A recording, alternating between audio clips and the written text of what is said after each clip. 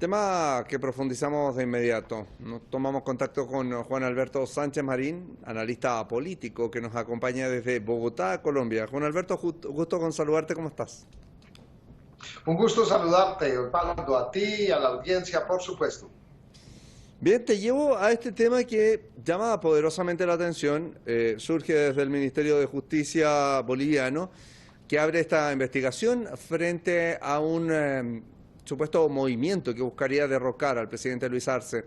Allí quiero preguntarte, ¿qué tan inestables están aún las condiciones, la situación en Bolivia hoy día en términos políticos? ¿Cómo podría definir los pasos actuales que está dando la oposición en el país? Mira, Osvaldo, podría responderte cada una de esas inquietudes que planteas en una sola palabra, y es que la situación, ¿qué tan estable es ahora en Bolivia? Yo diría que muchísimo. ¿Y cómo se definirían, o como lo planteas, esos pasos de ahora de la oposición? Claramente golpismo. La inestabilidad de Bolivia está relacionada con diversos y muy variados factores, como ocurre por lo general en este tipo de situaciones o de casos. Bolivia atraviesa unos momentos sumamente difíciles, una crisis sanitaria que ha impactado muchísimo al país de elevadas proporciones, debida en gran medida, por supuesto, al golpe anterior, al golpe que se dio de esta señora Yanine Áñez, a la golpista que asumió el poder durante más de un año y que llevó a cabo un manejo de la pandemia totalmente desastroso. También enfrenta el país enormes complejidades económicas y sin duda, eso es claro, una inestabilidad muy grande, serios problemas sociales, dificultades obvias de esta coyuntura. El presidente Luis Arce, pues, y su equipo vienen implementando lo que se ha denominado el modelo económico, social, comunitario, productivo.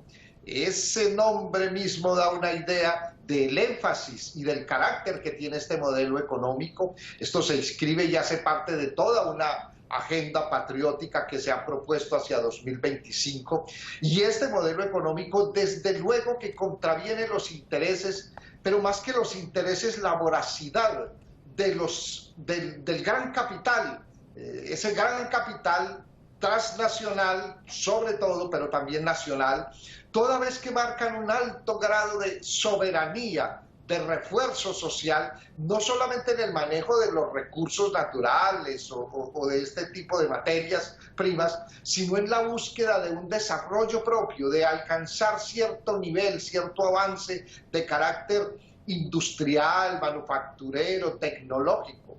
Y está claro que cualquier inclinación hacia cierto grado de independencia en cualquier ámbito de la economía es mal visto y es atacado por estos poderes y sobre todo por los países de asiento de estos grandes poderes, de estos grandes capitales. Y eso es lo que tenemos ahora en Bolivia actualmente, un ataque despiadado contra un gobierno que está poniéndole punto final al retroceso llevado a cabo por los golpistas, al gobierno de Yanine Áñez durante tanto tiempo, que actuó siguiendo, por supuesto, las directrices de Washington y de la Unión Europea.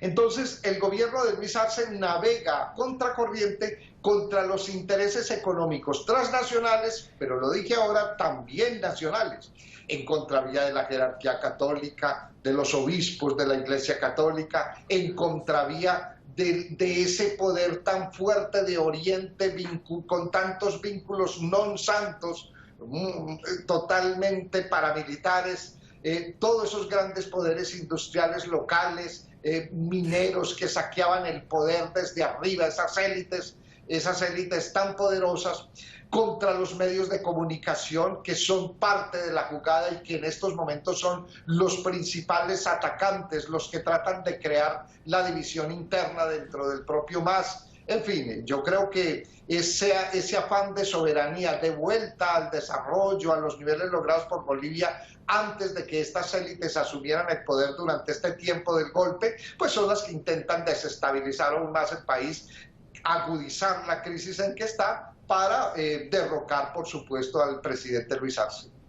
Ahora, Juan Alberto, se estaría pensando, estoy citando más o menos la información que se conoce, una intervención militar para que Arce, como se dice, no tuviera la misma suerte del expresidente Evo Morales de abandonar vivo el país en esa eventual situación.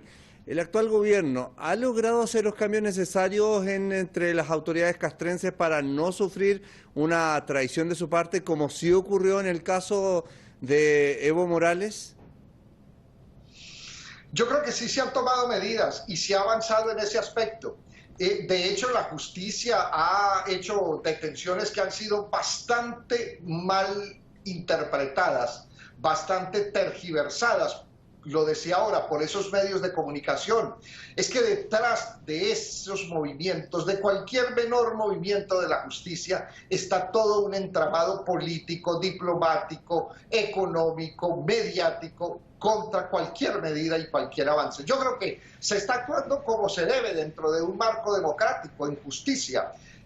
Eso no se puede ser una depuración de buenas a primeras, es un proceso que lleva su tiempo, es un proceso lento, complejo y sobre todo difícil en medio de tantos capitales moviéndose para que se vuelva a dar un golpe de Estado como se movieron en el primer caso. Tenemos que todos, este señor Calimán y todos los golpistas fueron premiados al día siguiente en Washington. Estaban a la semana subsiguiente en Washington cobrando sus estipendios de golpistas.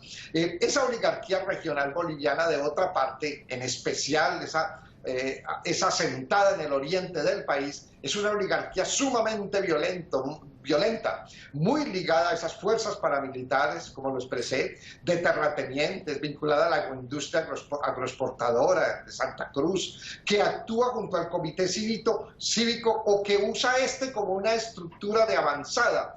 Y ahí vienen estos líderes como Luis Fernando Camacho, un líder paramilitar, ahora gobernador de Santa Cruz, con vínculos con todas el fascismo, estos fachos venidos de Europa del Este, grandes poderes, muy nociva, muy violenta.